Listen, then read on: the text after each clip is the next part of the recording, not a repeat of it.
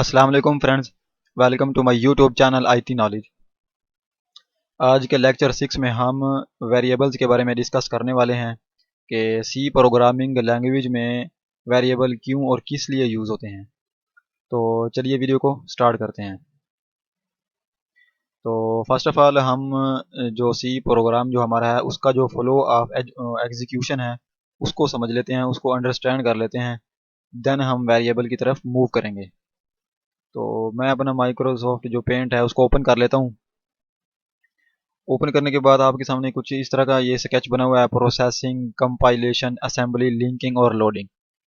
तो जो हमारा जो सी का जो प्रोग्राम होता है वो कुछ इस तरीके से प्रोसेस होता है, यानी कि एग्जीक्यूट होता है, और जो हमारे सामने आउटपुट होती है वो इसी तरीके के ज़रिए ही आती है। यानी कि जैसे ही हम अपना प्रोग्राम रन करते हैं तो पहले पूरी प्री प्रोसेसिंग होती है, यानी कि प्री प्रोसेसिंग में जो हमारे कमेंट्स वगैरह होते हैं वो रिमूव होते हैं। देन जो हमारा जो कोड लिखा हुआ होता है, प्रोग्राम लिखा हुआ होता है, वो कंपाइल होता है। उसका जो सी का जो कंपाइलर होता है उसको कंपाइल करता है।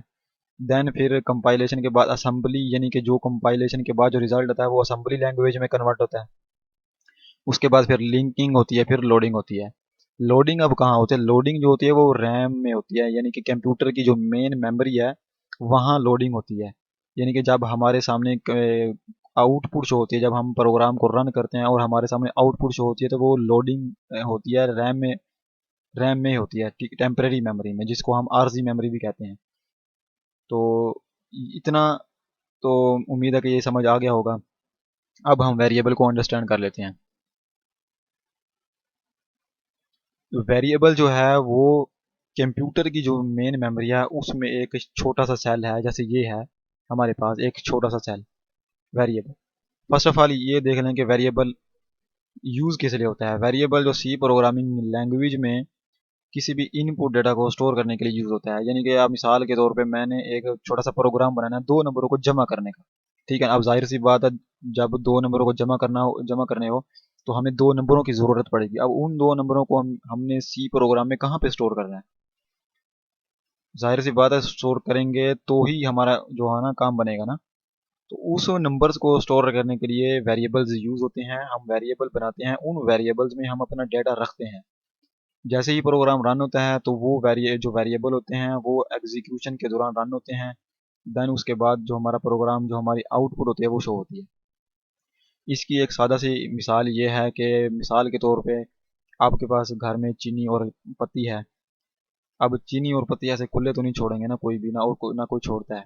तो जाहिर सी बात है, उसको कवर करने के लिए, उसको स्टोर करने के लिए हमें किसी चीज़ की ज़रूरत पड़ती है या डब्बे की ज़रूरत पड़ती है। हम मोस्टली देखो घर में चीनी डब्बे में स्टोर होती है, उसके अलावा जो चाय की पत्ती होती है वो भी डब्बे में स्टोर होती है। ऐसे है ना? तो सेम लाइक, अब जो चाय, चीनी और पत्ती, ठीक है, वो स्टोर होती है किसी डब्बे में अलग अलग से। ठीक है, क्योंकि चीनी एक अलग चीज़ है और जो चाय की पत्ती है वो एक अलग चीज़ है। तो हम यूं भी तो नहीं कर सकते ना कि भी चाय, चीनी की पत्ती को और चाय की पत्ती को मिक्स अप करके एक ही डब्बे में डाल दें, तो ये ऐसा भी काम खराब हो जाएगा हमारा। तो सेम लाइक इसी तरह हम प्रोग्रामिंग लैंग्वेज में अपना डेटा स्टोर करने के लिए खाने बनाते हैं, और वो खाने कहाँ बनते हैं? रैम में बनते हैं जाके। जाहिर सी बात है, अब हमारे घर में जो चीनी और चाय की पत्ती जो होती है वो डब्बे में स्टोर होती है, और उसकी लोकेशन कहाँ पे होती है? किचन में ही पड़े अच्छे लगते हैं ना। मोस्टली जो बड़े बड़े घर होते हैं या छोटे, इवन के आप तो छोटे घर हों तो उसमें भी किचन होता है, वहाँ पे हर चीज़ पड़ी होती है। चीनी होगी, पत्ती होगी, मिर्च होगी, नमक होगी, किसी जो भी है ना, तो उसकी लोकेशन किचन है। तो हम जो सी प्रोग्राम में अपना वेरिएबल एक क्रिएट करेंगे तो उसकी लोकेशन कहाँ होगी? उसकी लोकेशन ऑब्वियसली, जाहिर सी बात है, रैम में जाके बनेगी। और रैम में कैसे जाके बनेगी? लेट्स सपोज अगर मैं एक वेरिएबल बनाता हूँ, यानी कि दो नंबरों को अगर मैंने प्रोग्राम जमा करना है दो नंबरों के लिए, तो मैं एक वेरिएबल बनाता हूँ इंट ए का। इन टीजर को आप फिलहाल स्किप कर दें, आप ए की तरफ फोकस करें। जो हमारा ए है ये एक वेरिएबल है। ये जो ए है ये वेरिएबल का नाम है। सिंपली जो मैं अगर इधर वेरिएबल बनाया तो रैम में एक आगे खाना बन गया। ठीक है, उसी तरह मैंने दूसरा अगर वेरिएबल बनाया सेम लाइक इसी तरह दूसरा खाना आके बन गया रैम में। तो इस तरह वेरिएबल क्रिएट होते हैं रैम में, मेन मेमोरी में, प्रोग्राम के थ्रू। ठीक है, मजीद इसको समझ लेते हैं एक डायग्राम की मदद से। ये देखें, मैंने जैसे ही प्रोग्राम बनाया, दो वेरिएबल बनाए, दो वेरिएबल जैसे ही मैंने बनाया तो फर्स्ट ऑफ ऑल मैंने उधर ए लिखा, ए नाम का एक वेरिएबल बनाया। ए नाम का जैसे ही वेरिएबल बनाया तो रैम में कहीं एक जगह पर जाके एक डब्बा सा बन गया, खाना सा बन गया, ठीक है। अब ये देखें, ये एड्रेस ऑफ वेरिएबल, ये जो खाना डब्बा सा ना, ये एड्रेस ऑफ वेरिएबल है, ठीक है। उसके बाद ये जो ए है ये नेम ऑफ द वेरिएबल है, ये नेम है। जाहिर सी बात है अगर मैंने किसी को बुलाना है तो मैं किसी को नेम लेकर ही बुलाऊंगा ना, ऐसा तो नहीं बुला सकता ना। अब चीनी को मैं चीनी ही बुलाऊंगा ना कि मैं किसी और नेम से बुलाऊंगा। तो वेरिएबल का जो नेम हम रखेंगे तो उसी नेम से ही हम उसको कॉल आउट करेंगे, ठीक है। उसके बाद अब खाली वेरिएबल को हमने क्या करना है भाई, हमने नंबर स्टोर करने के लिए वेरिएबल बनाया है। तो सिंपल सी बात है, इसके अंदर जो भी डेटा हम स्टोर करेंगे वो सिंपली उसी जगह पे आके जहाँ पे हमारा खाना बना होगा और जो हमारा नेम होगा वेरिएबल का उसी जगह पे आके स्टोर हो जाएगा, सिंपल सी बात, ठीक है। तो ये डाटा ऑफ द वेरिएबल है, यानी कि जो वेरिएबल के अंदर हमने डाटा इनपुट किया वो है।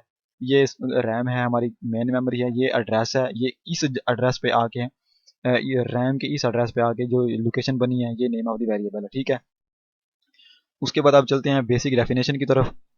बेसिक डेफिनेशन ये है कि a variable is named memory location, वही बात आ गई, नेम्ड मेमोरी लोकेशन, सिंपल ये चीज, मेमोरी लोकेशन, ठीक है। उसके बाद मेमोरी लोकेशन और memory cell, it is used to store programs input data, ये प्रोग्राम का जो इनपुट डेटा था वो स्टोर करने के लिए यूज होता है। उसके बाद variable are created in RAM, वही बात, जो वेरिएबल होते हैं वो रैम में बनते हैं। उसके बाद रैम इज टेम्परेरी मेमोरी, हर किसी को पता है कि जो रैम जो कंप्यूटर की मेन मेमोरी होती है, जो रैम होती है वो आरजी मेमोरी होती है, यानी कि जैसे ही हम कंप्यूटर को शट डाउन करते हैं तो उसके अंदर जितना भी डेटा होता है सारा वाइप हो जाता है। That is why the data stored in a variable is also temporary. जाहिर सी बात है जब कंप्यूटर की रैम ही में आरजी है तो जो हमारा जो वेरिएबल होगा उसके अंदर जो डेटा स्टोर होगा वो भी आरजी होगा। कैसे आरजी होगा, जब हम प्रोग्राम को रन करेंगे, जब वो प्रोग्राम एग्जीक्यूट होगा तो उसके अंदर हम अपनी मर्जी से डेटा को इनपुट करेंगे, ठीक है। और जैसे ही वो प्रोग्राम एग्जीक्यूशन खत्म हो जाएगा उसको दोबारा से जब एग्जीक्यूट करेंगे तो हम उसके मर्जी से दोबारा कोई और डेटा चेंज कर सकते हैं। लेट्स सपोज पहली बार मैंने 10 डाला, दूसरी बार मैं 20 भी डाल सकता हूँ, तो ठीक है। अब इसको प्रैक्टिकली करके देख लेते हैं। तो चलते हैं डेव सी प्लस प्लस की तरफ।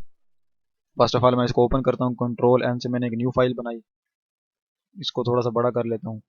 मैं एक छोटा सा प्रोग्राम बना के आपको दिखा देता हूँ।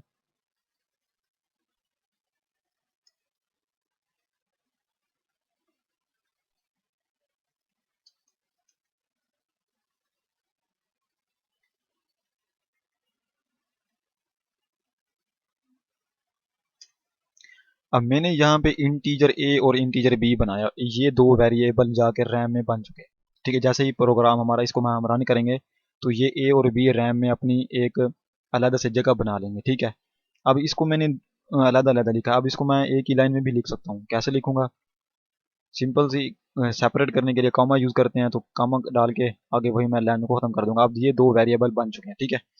अब इसके अंदर अभी डेटा नहीं डाला मैंने, अब मैंने क्या करना है, मैं इसके अंदर अपनी मर्जी से डेटा डाल सकता हूँ। क्या मैं, अगर मैं अपनी मर्जी से ए को 10 भी दे सकता हूँ, उसके बाद बी को मैंने, मैं इसको भी 10, चलो इसको मैं दे देता हूँ 5 दे देता हूँ, चलो ठीक है।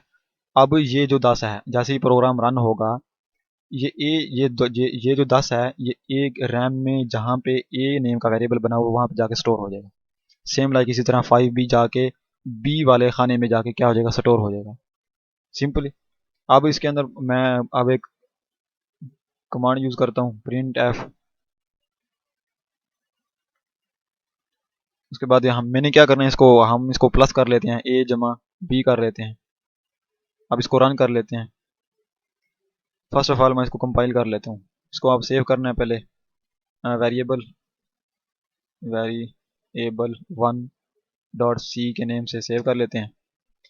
अब इसको मैंने कंपाइल किया, ये देखें कंपाइल F9।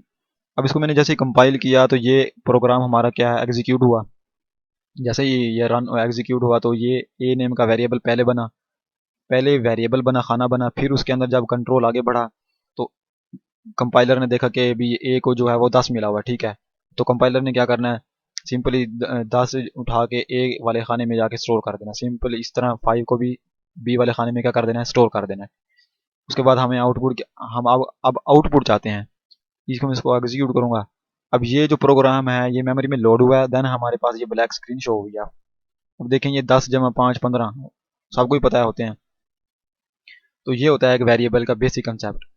तो मज़ीद आने वाली इसके लेक्चर 7 में जो होगा उसमें हम वेरिएबल की इनिशियलाइजेशन, डिक्लेरेशन और मज़ीद जो इसके रूल्स हैं वो डिस्कस करेंगे। तो आज की वीडियो में बस इतना ही। उम्मीद है कि जो भी मैंने बेसिक कंसेप्ट दिया है वो समझ आया होगा। तो वीडियो को लाइक करें, शेयर करें और जो चैनल पे नए हैं सब्सक्राइब करें।